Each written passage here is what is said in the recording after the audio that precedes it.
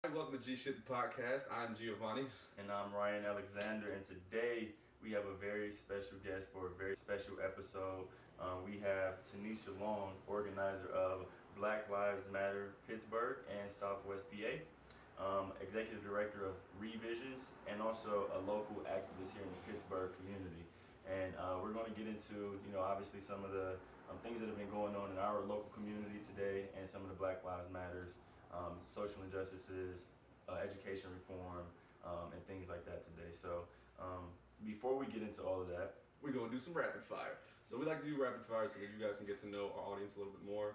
We're going to ask Tanisha some very, very basic questions.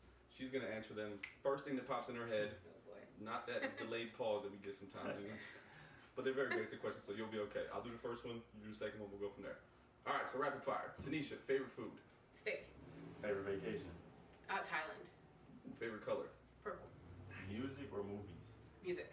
Nickelodeon or Cartoon Network? Nickelodeon. First thing you notice when you look at someone? Their face. Like Favorite music artist? Tupac. All right. Ah, nice. Paris or Tokyo? Tokyo. No, Paris. No. Okay. Next. Actually, neither, to be honest. Okay, we're going to discuss that later. Yacht or jet? A yacht. Do you believe in ghosts? No. Aw. Favorite season? Summer. Club or lounge? Lounge. Speak every language or talk to animals? Speak every language. Cool.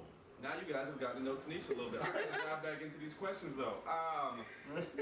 Favorite color? Purple. Love that. Nickelodeon or Cartoon Network? You didn't even hesitate on that. What's your favorite Nickelodeon? SpongeBob. Me, I fucking love that shit, boy. SpongeBob. I freaking love that one. When you first look at someone, you said their face. You elaborate a little bit on that. Just right in front of me. First, like when I think about it, so I look at eyes and smile. Those are the first two things I look at when I see somebody. So I understand what you're saying by The that. whole face. Yeah. I like you said neither Paris or Tokyo. Why neither? Is it because Thailand is just your favorite by far? When I travel, I like to go places that are warm all the time, and I like places with like I'm more of a Caribbean tropical, or like Fiji. I'd go to Fiji. Have you been to those places before? Is that why? I've been to Thailand. I've been to Jamaica. I've been to Mexico. I just got back from Mexico actually. You're doing the wrong thing. You're going to the wrong places, man. I've been to a lot of places. Start I've been to Shanghai. I did not like it. Did not love it, but I've been to a lot of different places. But Thailand was probably my favorite. I think I've seen, I forget where it was, like they ranked your experience in certain countries, and like Thailand was one that like you always have a great experience at. Like most people have a good experience with. They were fantastic. It was so weird because like we went from Shanghai to Thailand, and like Shanghai, they just weren't nice. Like it was like very pushy. Everybody was mean, and I'm like, did y'all wake up like this? And we get to Thailand, and as soon as we get there, everybody's like kinfolk, and I'm like, I'm not from here, but you're treating me like I'm from here, and I really appreciate it. So Thailand, and then Jamaica, probably like there and there. Those seem like some dope places to be at. Where are you from originally? So I grew up in Avella, Pennsylvania, which is like a small little, like racist town. It was definitely different, but we moved a lot throughout my life. Like we moved pretty much every year. So Avella would be the closest where I'm from. Yeah. And then Pittsburgh, I spent almost equal time in. Has it always been like Pennsylvania, like this general area? No, we moved a lot. Texas at one point, West Virginia, Ohio, Pennsylvania, sometime in Florida, North Carolina once. So yeah. Where I'm at right now. We're in North Carolina. Oh, so I was so little I barely remember. No. Yeah. When I was a little kid, I visited like Pennsylvania too. I don't remember any piece of it. I remember I went to Canada. Nothing. I don't remember none of that. I was in New York for 6 years. I remember building a snowman one time. That was about it. I didn't start traveling until I got older, so I remember most of my experience in most of the places. But you've been to Chicago, LA, New York, VA, here now, Pittsburgh. Yeah. New York was the only place that like everybody hyped up that I did not love. Was it also because of the same thing, like the non-friendliness? Yes. New York don't give a damn about nobody, man. Barely. Blessed? Nah, all right, peace. I didn't spend enough time in New York to like love it either. But I mean, not because it was cold as heck. None of the like festivities was going on. So I'm just looking at stuff like, what the hell does it look like when the festivities are going on? Like, that's what I came to see. I've been there a few times, and the only time I liked going there, I kind of just broke off from everybody. And I was like walking down Times Square, and this guy was selling like spray paint art. And I was like, dude, I'll give you like $50 if you just like show me some things. And he's like, yeah. And then he's like, all right, come with me. And I'm like, I'm getting kidnapped. And he did not kidnap me because I'm here. And he actually showed me like places where he's done art and like how to do certain things for like 2 hours. So you took like on a tour on the city. He really did, and it was dope. And that was the only time I liked New York. All the other times I did not. That's a dope ass place. Shout out to that guy. For an exclusive tour of like the graffiti scene. Like that was You put you on like a double decker bus type thing. Just stuck me in his backpack. Nah. It was just like, And so now we're going to go into some of the interview questions. As we mentioned before, you are an organizer for Black Lives Matter in Pittsburgh and Southwest PA. What sparked activism for you? Was it something that happened at an early age? yes, that's fair. When I was younger, my gram, she was just one of those people who like taught us like, whatever you do, do it for other people. So like, you will be enriched yourself if you're enriching other people. So she would take us to, like she did like ministry and charity work, and she'd take us to homeless shelters. She started a prison ministry, and she'd take us to jails where she preached to like the women there, or she would take us to truck stops, and she would preach like Sunday services at like truck stops for truck drivers. Wow. And like while she didn't really impart like a deep sense of religion in me, it didn't stick. She did like teach me how to help people. And like if you see something wrong, say something. Yeah. And then going into college, you had things happening like Michael Brown, Trayvon Martin, because I went sporadically with college, like on and off for so long. Yeah. Like it seemed like I was always there when that stuff was happening. And like you just get it in the habit. And growing up where I grew up, like where the only time where we didn't move was the last 4 years of high school. It was such a small racist town. Like everything was always happening all the time. Like people calling you the N-word, hanging a noose in your locker, spray painting your car, stuff like that. That you just have to say something, or it's just gonna happen to you forever. You've been fighting back your whole life, basically. Yeah, yeah. It's You mentioned being a local activist. How long have you, or would you say, been being a local activist? So my work spans back probably about a decade, but a lot of it was more in like the Washington County area as opposed to the Allegheny County area. Doing stuff like homeless, domestic violence shelters, voting. That was a big thing. I got involved in like helping voter accessibility and trying to expand the vote to people of color.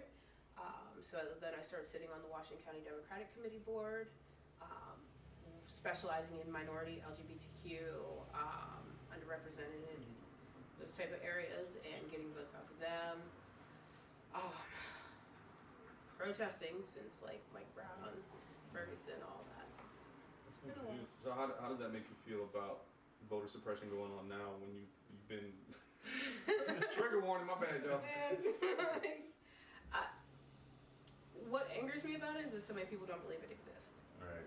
So like I'll talk about all this stuff and they're like, nothing's stopping you from voting. Just go do it. And I'm like, Get out of your own head. do you not realize they've shut down like 22 polling locations in Washington County alone? That there are some areas where like Black people feel afraid to even walk to the polling station. Like you still have sundown towns. You have so many things that, like, I almost got struck from the voter roll in my own hometown. They're like, we received word that you've moved. I'm like, I have not moved. And like, just stuff like that. It just makes me angry because people are trying so hard to make sure it's not fair. And now you have to go out of your way to do something that's a goddamn right, not a goddamn right, a constitutional right, basically. Yeah. And now you go doing so much extra work for it. On top of like gerrymandering, things that like Oh my gosh. displace the vote and all of that stuff. I could go on about gerrymandering. It's so blatant and nobody, and everyone pretends it's not happening. I'm like, we see this, right? We see this thing that's happening right here, right? Yeah. We don't see it? Okay, that's cool. Yes. For those of you guys that don't know gerrymandering, it's where they basically move lines around counties, districts. certain districts around to say, oh, this amount of people will be going to this location, this people can go to this location. And they do it strategically enough to where there are a lot of communities that are left out, specifically minority communities. They redraw the maps. Yes. Yeah. They stick like all the minorities in one little block and like cut them out of a county so that they're just one vote instead of spreading them how they're supposed to be. So you have a lot of underrepresentation going on, and I think that there are a lot of movements nowadays that are starting to fight for that. I think that some major sports organizations are doing that as well. I think that they mentioned that Seattle the Seattle Seahawks made their entire team register to vote at like first or second day of minicamp, which was something that was really, really cool. A lot of NBA, NFL, a lot of professional sports leagues have been setting up their arenas as sports polling locations, which is, to me, I think, an honorable thing to do. So you've been doing this activism thing for a while now. Is that how you became so involved in the Black Lives Matter Pittsburgh movement, or was it something, like, how did that come to be? I always tell people it was an accident. You just tripped and fell into it. Oh, Black Lives Matter. That's not wrong. So, I mean, long story short. So, when everything was going down with George Floyd that first weekend, someone actually took me out of the city for that first weekend without telling me specifically what they were doing. They didn't want me to get in trouble protesting because, like, I'll go off. And, like, it was just so raw. And, like, everybody had just seen the video, and I really wanted to burn things down. And they're like, hey, we're going camping. And I'm like, oh, and I didn't think. And then I'm like, when I'm there, I'm like, I gotta go. Like, the city's on fire. I need to do it. They're like, yeah, actually, that's why you're here. Because we don't want you to get arrested. We feel like you'd do better if you, like, calm down for a second and really thought about moving forward. So I'm, like, on my computer while I'm, like, in Ligonier. By some, like, creeks and waterfalls and whatnot, like, while everybody's, like, out. And I'm, like, feeling so left out. And I'm like, all right, let's see what everybody's planning. As soon as I get back, I'm making moves. Yeah. Like, I was ready. Like, I was like, they're not going to keep me here forever. But I was like, all right, we'll just start with the Black Lives Matter page. That's where I would go if I were Black and I wanted information about Black things happening in movements. So I go on there, and there's, like, a little Pittsburgh page. And I'm looking at it, and I'm like, this is really, like, white. And I'm looking, and I brought this up like a year or so ago, that all the admins were white of the Black Lives Matter page. So, like, I addressed them, like, hey, are there going to be any people of color in positions of power on this page? And the admin of the page went off. She's like, I'm doing a great job. Don't question it. Like, we don't really need any more help. And I'm like, this is about, like, the Black people. I'm like, they're underrepresented in a group about them. She went off, and she decided to make a Black admin by handing over complete control of the group to the first Black person who joined. So she dumped this responsibility on this random girl. And everybody went off. So everybody's freaking out. And I'm like, if anybody wants, I'll make a page for it. Like, not thinking, I'm thinking, like, a couple people, like, we'll talk, we'll organize, we'll strategize, and it'll just be like a little group. And then I wake up, and it has, like, 1,600 friend requests. Damn. And this is, like, overnight, and I woke up, and I, like, freaked out. I was like, oh, no, what have I done? And, like, throughout the day, it's growing, and now it's almost at, it's 7,500. But I'm like, all right, we have to organize. Like, we have a platform, we need to organize. Yeah. So we started organizing. We did the Point Park sit-in. I started a fundraiser for the children's books to reach children of color. And we're just trying to, like, organize, and, it's the beginning, it's, like, sloppy. But then we start reaching out to other groups, and it was weird. At first there was, like, backlash, like, who are you to be able to do this and stuff like that. And then finally, like, everybody's starting to come together. But it was like a fall into it, but then really, like, mobilize and utilize and streamline so that it was just the woman with the plan, so everybody was like, all right, cool, that's where we're gonna go. Literally, like, because when I held that Point Park protest, I was just like, maybe a couple people come, and we'll, like, do, like, a sit-in, and everybody will, like, it'll be a powerful moment, and we'll get a few people, and they'll know we're here. And then I showed up a little late because I had other organizers there. Yep. And I was like, oh, they're not coming for me, they're coming for this, so I'm like 5 minutes later, it'll be fine. I didn't even think I was going to be the one speaking. Because I was like, okay, I brought everybody together, didn't think this out well. And then I get there, and there's, like, hundreds of people. And And I was like, oh no, what have I done? And like I get there and I really start standing up and stuff. I'm like, oh, y'all are here for me. Like it was very weird. Yeah. I was so uncomfortable. I mean, what is it meant to kind of? I mean, it seems like you're taking on the leadership role of this movement. What is it meant to you to be in that role for Pittsburgh and Southwest PA? A lot of it came with understanding the responsibility of taking on a leadership position in this, which when you first start, you kind of need to like canvas the community you're in and realize who's already doing what and who already has taken leadership so that you're not stepping on anyone's toes. And in the beginning, a lot of people felt that way because it was hard. Because everything was happening at once, and you don't have time to explain, like, hey, we're all in this together. I would love to meet you. Can we please work together? Right. They're just like, that sounds real nice on paper. Yeah, and they're like, who are you? And they don't know, like, I've been making this work for so long. So now, thankfully, there's a bunch of people taking on this leadership role, but it's an immense responsibility, and it's very humbling because every day I get surprised when someone knows who I am. Like super surprised. Like I was walking down the street and they're like, Tanisha, and I'm like, did I meet you before? And they're like, no, I saw you on TV. And I'm like, please don't. I was just like in my head, I'm like, please don't. But you have to understand that some people actually do look up to you, and a lot of those people are kids. Yeah. So you have to be a lot more responsible, and that was a growing pain. So I had to change my whole Facebook. So. What do you think has been the most powerful form of protest for you or your organization personally, like that you've been a part of? For us, one of the things I always say is the protest won't last forever. I would love it if people showed up in numbers the way they do, but for us, the most powerful form of our protest, besides just financially being there for communities, is we like to show people in a measured way what we're about. We take podiums and we talk about what we're about. We grab their ear and we talk. So we'll gather everybody together, but we're making moves legislatively. We're meeting with people in high positions of power to actually make changes. So our form of protest is change. We are directly focused, at least my group is, on change you can make today or change you can make long term. So everybody looks and they're like, well, you guys are burning down buildings. All right, first off, Pittsburgh hasn't been on fire for months. Second off, if they really paid attention to what we're doing, like we're trying to be in classrooms, we're trying to be in homeless shelters, we're trying to call and bring attention to these systems of policing that allow these problems to happen. So when they look at like me and what I'm doing, all of that kind of rings true, and they don't really have an argument anymore about why Black people are so violent or these protests are achieving nothing because we've actually done a lot of stuff. So accountability is our biggest form of protest. We've been holding politicians, police officers, even Peduto accountable.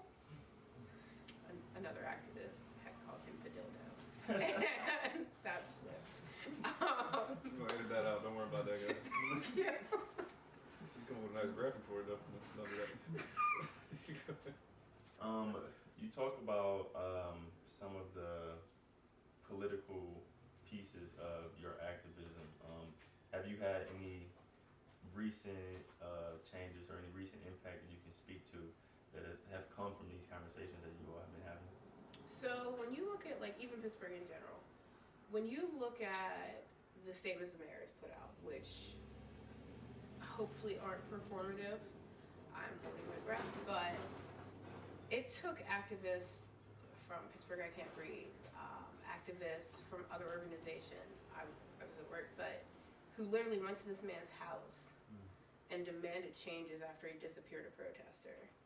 We're getting changes in the way they're structuring their responses, the way they are, like civil affairs unit, giving them a bigger role in that, changing the way the SRT team responds, changing things like wearing camouflage and coming up just full military style to a protest, changing the way they let us do routes. A lot of things are slowly in the works, but we're nowhere near anything being significant, especially in Pittsburgh. Because at the same time, we're changing things reactively instead of proactively. And that sucks because the damage has already been done. So accountability is not a part of this for the police officers the way it should be. We're reacting to these events, and even Peduto is reacting to things his officers have already done, but there's no accountability. Yeah. So our bigger goal is we want accountability. You disappeared protester. We want accountability. The incident in East Liberty where you just literally just started firing tear gas into a crowd that had never been ordered to disperse, like nothing changes. So while a lot of stuff looks better on paper, we still have yet to be able to substantially address the real issues that even allow the system to exist. Even though it almost seems like you're not satisfied with your answer, I think that you should be proud because you have big goals. So it's like these little things that have happened, they don't really mean anything. So that's mostly the reason I want you to be down on yourself, obviously. But I think it's just because there's so much bigger things than small little things that could have been changed. I had protested for a group in North Carolina, and one of the frustrations they had was that they have to create legislation for these things, and it's like, that's what you guys are here to do. Yeah. Why the hell do protesters have to create legislation, present it to you, fight to get a meeting with you? Like, this is your job. Yeah. Why is these things going on? So I understand the frustration coming from your side, or I've been able to see it. But I don't think that you should feel down on the things that have been accomplished. It's just because you have long-term goals that you want to achieve. We mentioned the corporations and the businesses, the organizations, the athletes, and how they're handling these things. How do you think corporations should be handling this when they come out and they say certain statements or they go about doing things a certain way? How has that been going on for you, and what have you seen from organizations? So that's one thing that it's very frustrating in a sense, because I believe that your actions should match your words, should match your finances. So with a lot of these corporations, you get the base response: we really appreciate Black lives and they're dope. Back to business. Or you get, we appreciate Black lives, these are some changes we're making, but make sure you don't affect our pockets. Or you have, we really appreciate Black lives, these are changes we're making, this is a financial commitment we're making, and this is our ongoing pledge to maintain these things. And that's what you need. And sadly, the only way you reach some of these companies is by threatening their pockets. Like I work for T-Mobile, and I appreciate their response so much, because not only did they reach out to us like as employees individually, they held like conferences on it. They closed our store for a couple hours so employees had time to like reflect.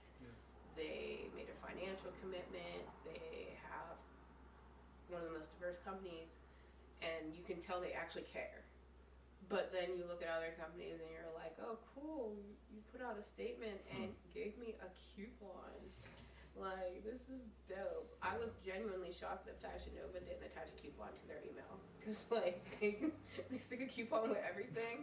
So when they sent out a Black Lives Matter email, I scrolled to the bottom and looked for 30% off. But I realized, like, if Can't this even is get that out of y'all. Yeah, if this is my reaction, then I've come to expect that from companies, and that's sad. It's sad that I expect them to only use them for marketing. So there was no coupon, but it's what I expected. So. I mean, I think, like, going back a little bit too, I also protested in Tampa, and like, it was like an emotional experience, which kind of led me down thinking the same thing, like challenging the people that we work for and like how they approach being, or their corporate responsibility and things like that. And I think there has to be some actionable items, and that trickle downs to us as a community too. How do you think that we as a Black community, or even our allies, should be handling the situation, and then also some of the conversations that we have to have as both Black people and then our allies as well? Those are like 4 different huge questions, because your ally response. Yeah, your ally response. That one's the hardest, because I'm one of the few people who believe that in order to be an ally, it doesn't necessarily mean taking the streets every day. And that there are so many different forms of allyship that people need to start recognizing and stop shaming people for. Like the term slacktivism. There are some people who genuinely can't do anything but stay on their couch and Facebook. There are some people, it's ableist. There are some people who like the hardest part of their day is waking up and wanting to face the day. So if they make time to even make that Facebook post, that's a huge thing for them. If you personally know people, you know who could do more. And that's different. But when we just start pushing people away who genuinely want to help, I think it is, as an activist, our duty to bring people into the circle with genuine intentions. You will have people who are performative. You will have people who address you not to actually know the answer to the question, but just to challenge your answers. But you have to stop watering these dead plants. You can educate people and you can help them grow, but also don't waste your time and energy on people who literally have no genuine desire to learn about you or help your cause, which you just kind of learn that over time. You learn who's there for this and who's not there for that. Yeah. So Tanisha, you spoke a little bit about allyship. I think, so I went through a similar experience when I started protesting because I was like, I don't know what to do. I know I want to help. I know I'm angry, but I don't know anything. And one of the things that sometimes got people upset was just always asking, what can I do? What should I do? What can I do? What should I do?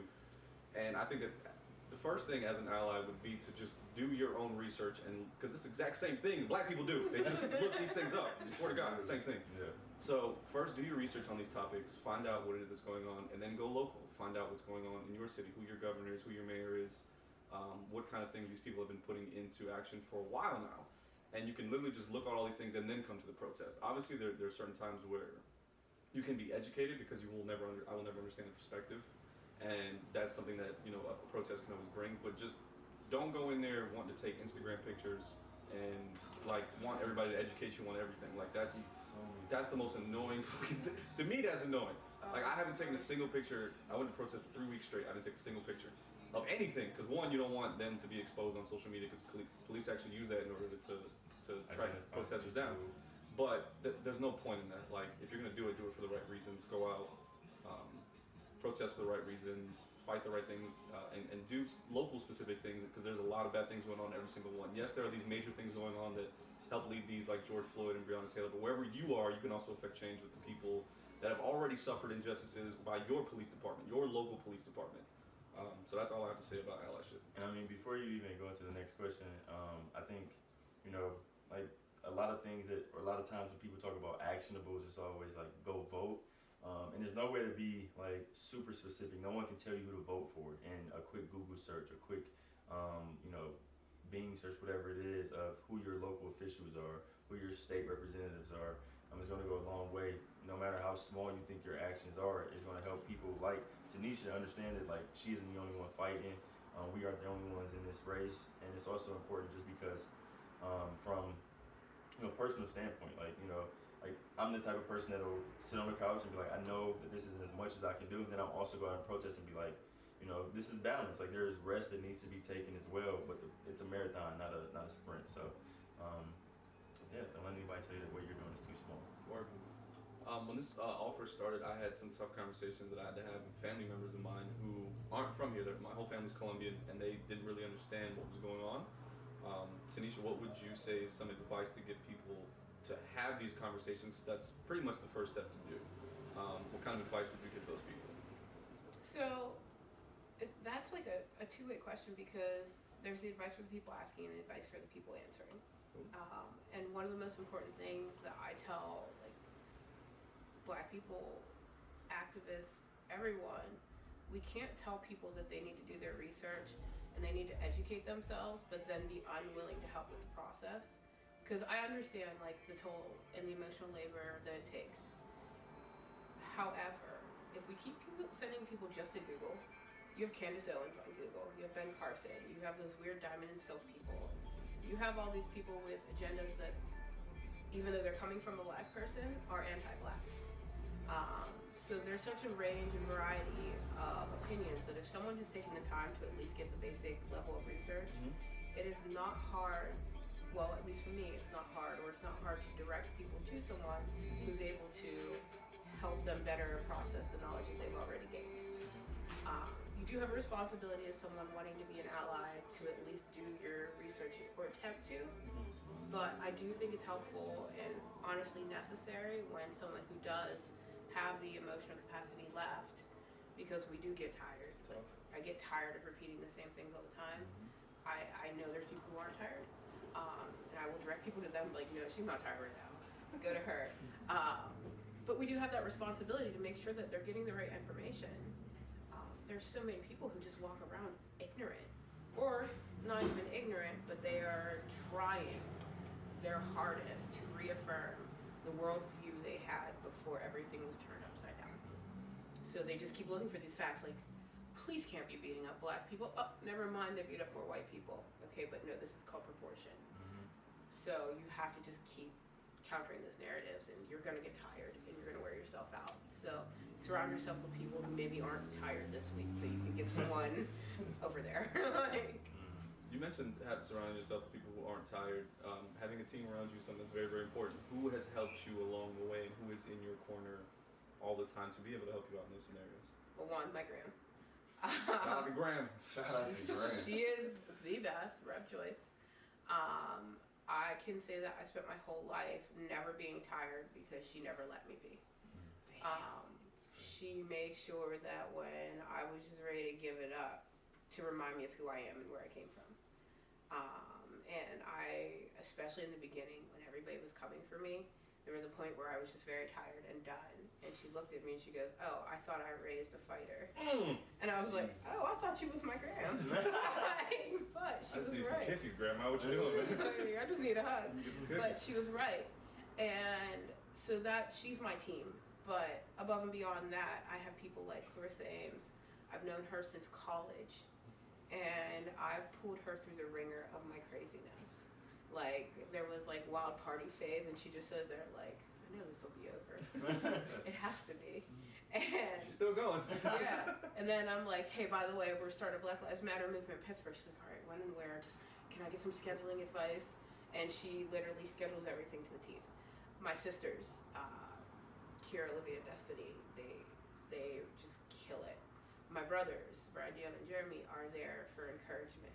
Even if they can't show up, they make sure to show up for me emotionally. And then other groups, even like Pittsburgh I Can Breathe. You have local activists, Brandy Fisher, Nikki Dawson, Trans United. A lot of them have banded together to kind of build support around each other. Yeah. And I know a lot of the older activists, when people were coming from me, Brandy and Nikki reached out individually and brought me into that fold and kind of shielded me from like some of the worst of people, because there were some people who just aren't here for the right reasons, and that's usually not mine to judge, but some people make it apparent. So I think you mentioned a couple of different key partnerships and like being able to work in the community to collectively make an impact. And I think when we were doing a little bit of our research, we came across the why for specifically Black Lives Matters Pittsburgh and Southwest PA. And you mentioned being able to ask the community, ask members what they would like to see from you all, and it led to the education arena, and that's where you all started to put a huge impact. And it also led to revisions, correct? Is that when that? yes. And can you tell us a little bit about the vision for revisions and how it came to be? So revisions, like, it's my growing little baby. We haven't even like done our big public reveal, but I still talk about it because I love it. It's on your LinkedIn. Yep, it's there. It's done. And that's why I said I'm slowly like just kind of like, so that people aren't like just like boom, where did this come from? Let's wake up to 1,600 followers again. Literally. And then be like, what are you doing? No, relax. It's in the works. It's in the works. Yeah. Like one of the weirdest things was actually like when I went to a protest and someone took a picture of me, and someone sent me that same picture, and they're like, this was on Tinder. And I'm like, Como? and that's when I realized that people are weird. So like, just me and this guy standing there and like his Tinder bio, and I'm like, so like now I kind of do. I like to like slowly introduce things to people now. Yeah. I've learned my lesson. But with revisions, so when everything was going down, I started the GoFundMe because, as I said, we pulled the community. Where is there a need? Who's not making? Where is there somewhere that someone isn't already deep in making an impact? And education was like the most common answer, and it was the one I identified with the most because with my upbringing educationally, there was such a lack. And like I didn't have a black teacher until this year, like stuff like that. So you didn't have a black teacher? At all. None. Not even a gym teacher. Yeah, hard blink. Crazy. I literally went looking for one this year for a professor, so I'm taking a class called the Black West, which Just so you could get a black professor? correct. It's crazy. And she's Wow. dope. Nice. I had a black PE teacher growing up. His name was Mr. Bacon, but you could call him anything that you have for breakfast. You could call him Mr. Cereal if you wanted to. Like, he was a dope ass dude. I'm like, damn, y'all been missing out on Mr. Bacon your whole life. You did not have a Mr. Cinnamon Toast Crunch? I basically had Mr. Reese's Puff Cereal. Oh, that's dope. But yeah, so education. So I'm like, all right, we're gonna start GoFundMe. Because one of the things that I've got kids, and like anytime I want to read to them or anything like that, like How old are they? they're my babies. 10 and 8 now, but like my whole life I've just like been around these little like lovely munchkins. Like Alea is my like mini. She's like attached to me. I love her. But like you can't read to them a story of people that look like them without it just being based on their race. Yeah. Like, you know, the little kid who grows up and learns that it's okay to be black, like that sort of thing. Yeah. All of them are just like power stories. And I'm like, there has to be children's books that just, because those books are important, and we got a lot of those too, but there have to be books about children who just exist, who are black, who just are doctors, who are lawyers, who go on adventures, who look like Seinfeld and Friends. like their audience. Like regular ass show. like Living Single, which was the real Friends, like that sort of thing. So we started GoFundMe, and I'm like, I want to get like 100 books. That's $10 a book, like, because that was like the average price, like in my head. They're a little more expensive than I thought, but it's okay. It worked out. It's about $10. Yeah, I'm good. We'll round down. I'm good. But I was like, I want to get like 100 books. We're gonna pass them out. We're gonna send them to some of these schools. It's gonna be dope. And then within an hour, we were funded. What was the original goal? The original goal was $1,000. $1,000. We're at like $18,000, almost $18,000, and I almost threw up when I saw that because it wasn't what expected. So then my friend Nicolina, she is a lawyer. She is one of the smartest people I've ever met in my life. She is what I want to be, and she contacted me and she's like, I think we could I can reach out to some friends because I pitched the idea of starting a nonprofit. I can reach out to some friends and see what we can do. Yeah. Fair Shake Legal Services contacted me and they're like, hey, we want to help you with this nonprofit. And I'm like, you know, I really do need direction. Like, you know, how much is it going to be? And they're like, free. That's So awesome. they took on my Non-profit, non-cost. I like it. yeah, they took on the creation of a nonprofit. Like they're doing all my paperwork. We filed for our 501c3. Like we're established actually, and giving me guidance. I started reaching out to people to be on my board. I got Jerry Dickinson, who is dope. He ran for Congress. He's a Pitt Law professor. Myself, Clarissa Ames. We got some heavy hitters. Sports dope. So That's awesome. and then racial equality visions is how it plays out. What is the next goal for revisions? So Next small step. the small step for revisions, the small easy step that we've actually started is getting these books into school libraries and classrooms.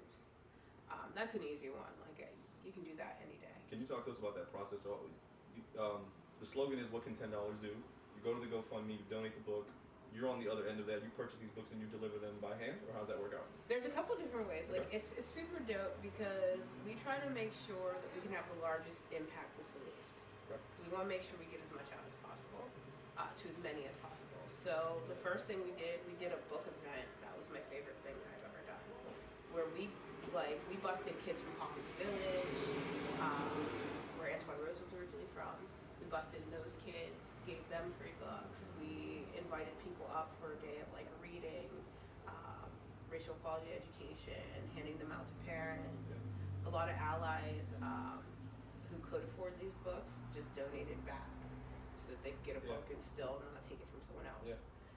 And now what we do book drops where we go to communities, like we'll contact someone in the community and actually like be like, hey, do you have anyone in the community who benefit from this? We'll drop them there. Yeah. Because of COVID, it's different, you know. We'll contact schools and I'm like, hey, we're interested in doing this and giving this to your library for free. We don't even need credit. Here you go. Little free libraries. My aunt is actually a librarian. So we're giving them about 100 books and they'll stock them in the little free libraries. We've been reaching out to food banks, daycares. So it's basically just trying to get them in the community and people don't even have to know it's us. Yeah, but you're specific about which communities you're going into and very. No offense, but no, absolutely. There are communities that have literacy deserts where you can't find books, period. Where you have COVID and these kids are learning from home and their parents don't have money to buy books, they're buying food. Where literacy scores are in like the 10% for proficiency rates. Why would I give it to a school like Bethel Park where they're making tons of money and their kids can read and their parents choose not to teach them about diversity? Right. Wherein you have schools like Avella, which is 100%, like almost 100% white, but they don't see black people, so they don't know that their parents are teaching them wrong. Or you have schools like most Pittsburgh public schools where they're just not focused on teaching these kids correctly and investing in them. So you have two different types of places that they can go to, but they need to go where they're needed. I'm not wasting money, anybody's time and money, giving it to people who just could buy it themselves. And I think we, obviously with the education focus here, we talked a little bit earlier about educational reform. Can you talk to us about how that's important to your organization and what it means to you to make an impact in the education arena from that lens? So how often did you learn about Black history in school? So I grew up in Detroit, and I went, so I was a little more fortunate. I was going to say that because I grew up in Detroit. I went to an academy that was like 90%, if not more, Black. We were all Black, and the only, it was dope as heck. And I mean, like, I didn't realize it growing up that like it wasn't like that for a lot of people, because until I moved to Florida, which is when I was 16, it was still super diverse in Florida where I grew, or where I ended up living, but like we had, my social studies was more about African American history than anything else. My history classes were more about African American history as like in elementary and stuff like that. I'm so excited right now. It wasn't like what it probably is for normal people. So not at all. Yeah, but if you probably ask, Me, so I grew up in Florida. Went to all my schooling in Florida. It was in Kissimmee, which is just south of Orlando, and I learned about Juneteenth this year. Never knew what it was until this year because I went out to the protest. Otherwise, I still wouldn't have known about it. Barely learned about Harriet Tubman, Martin Luther King. Those are the basic things they put in there. And I couldn't, I think it's is Martin Luther King the 14th? I think it's the 14th of January. Besides that, like, I don't know these things. Like, it just wasn't taught, and I didn't realize it until I got older. I was like, damn, they ain't teach us shit. It really hit me like that. Yeah. So that's to answer your question, basically. Yeah, none. Juneteenth actually Purdue just made it a Pittsburgh holiday, 2 days ago. Wait, 2 days ago? 2 days The hell took them so long? A lot of The places. protest. I'm like, you mean the protest? So you take schools where I grew up. It was like they reluctantly taught it. Like they're like, oh, it's February. Here we go. So you're like the only Black kid in class, and everybody turns to look at you as soon as they're like slavery, and they're like. Can they say that? Is that okay? Yeah. Well, or they would the school's so racist. They get excited when we read Mark Twain books and they said the N-word and they're like, do I get to say it? Is it my turn? They were looking forward to it. They were so looking forward to it. Like, they were just like, we're allowed to say all the swear words, right? And me, I'm like, try it. This is not gonna work out. I'm like, I'll take this paragraph. But they didn't teach it. So education reform, schools they're bound by curriculum set by state, but they're not bound to how they teach it.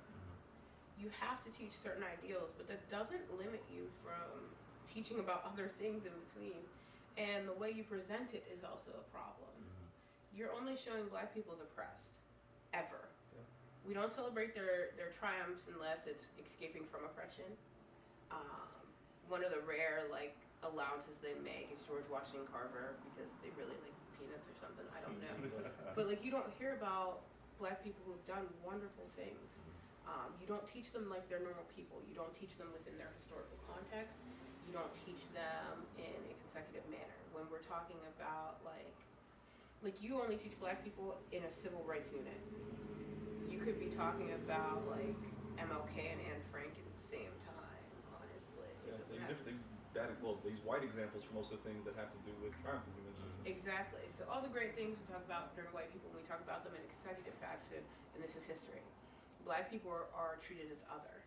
They're a separate part of history. They're just Black history. And Black History Month is awesome because it gives us a chance to be talked about, but also why are we just put in those 28 days, 29 on leap year, but why do we just get that little circle? And there's so many Black people who have done so many great things that it's just really disappointing. And we don't even learn like African history. We'll learn world history, and the only time they talk about Africa is when they're talking about Egypt, which is like Africa's stepsister. I don't know, but like you don't learn that we were kings and queens. You only learn that we were slaves. And I'm really just tired of being a slave, like historically, and it sucks. And it sucks that we don't focus on the specific needs of Black students, especially in white communities. We don't have Black guidance counselors. We don't address the emotional struggles that they face. Being surrounded by white peers, nothing. There's just no support. I grew up so ignorant to my own history. It was embarrassing. Like the whole Juneteenth thing. I learned it later. I learned it earlier than you, but I learned it later. I learned it after I graduated high school. But even then, I'm like, yo, you're telling me we had our whole dope holiday because y'all didn't tell us we weren't slaves no more, and you don't even celebrate it? I'm like, in that they're like, you didn't tell me about any of the other abolitionists unless they're Frederick Douglass or Harriet Tubman. You didn't tell me about Sojourner Truth. I never heard of Assata Shakur until I was in college, and I feel like I missed out on all that dopeness. Like, Black Panthers, they don't touch that. They absolutely will not. They're just like, yep, okay, by the way, the Black Panthers happened, and Black. So with those two things, we go from buying the book to GoFundMe, revisions, racial equality visions. What is the long-term goal with all of that education kind of throw in? What's the long-term goal for revisions? The long-term goal for revisions is to create a system where you start seeing more Black faces in Black spaces, and we realize that Black spaces are every space.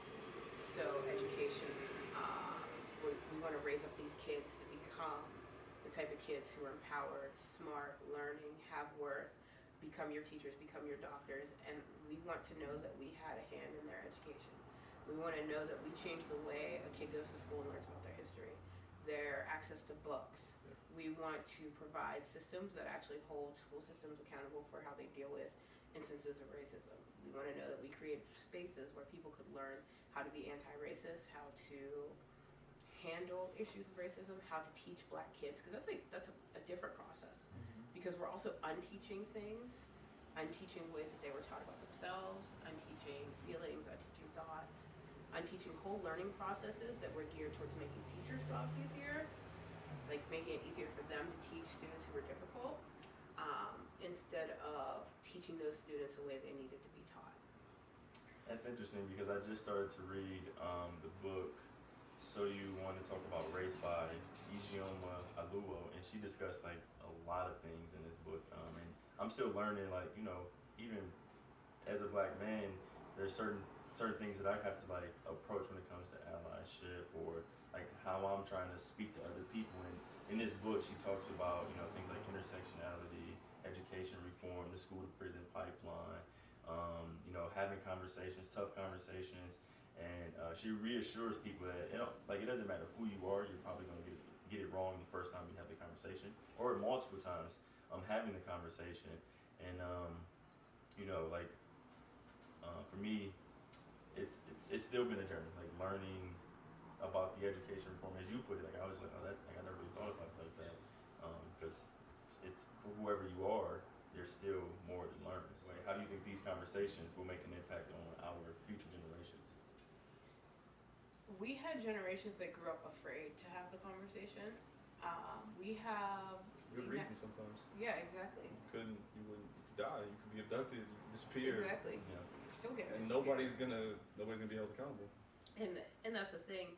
You had a generation that like fought their asses off for all these changes, and then you had, I don't want to say a generation of complacency, but a generation that was just worn out, and that's because they've been systematically let down year after year, decade after decade.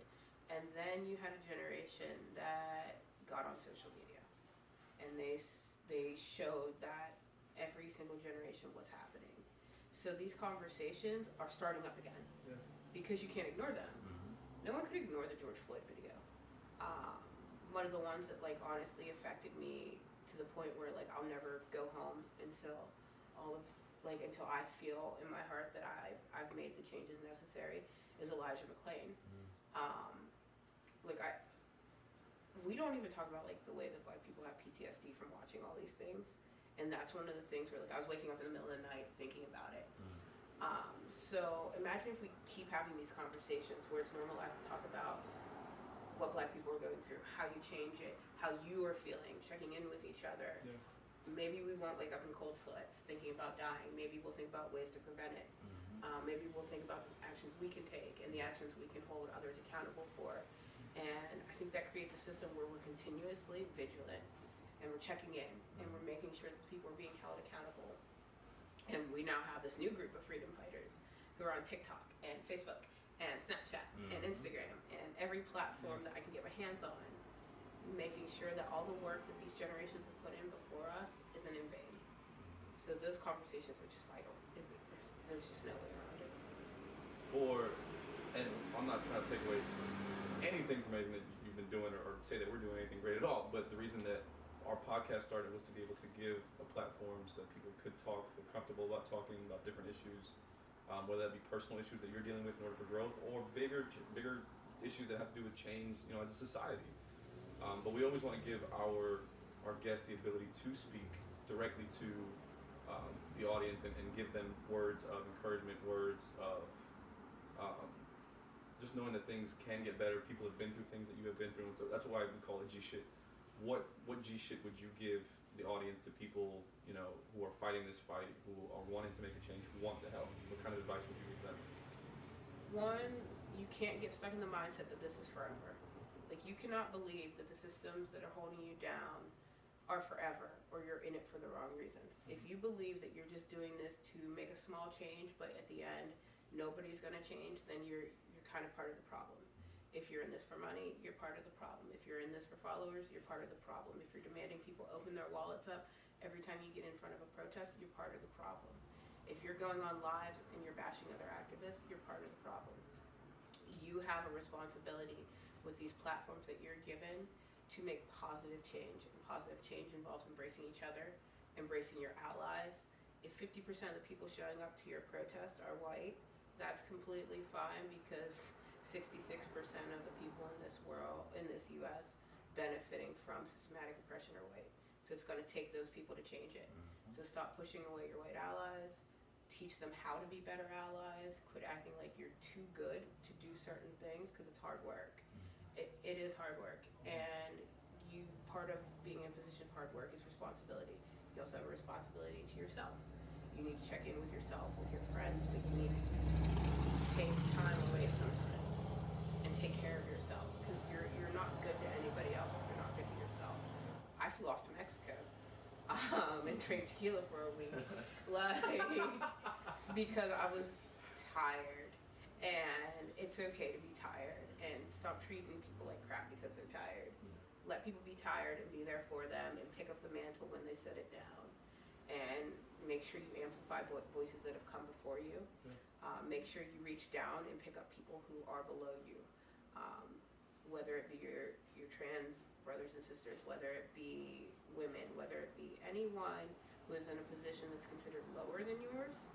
You have a responsibility to lift up, because we aren't free until the lowest of us are free. Thank you for that.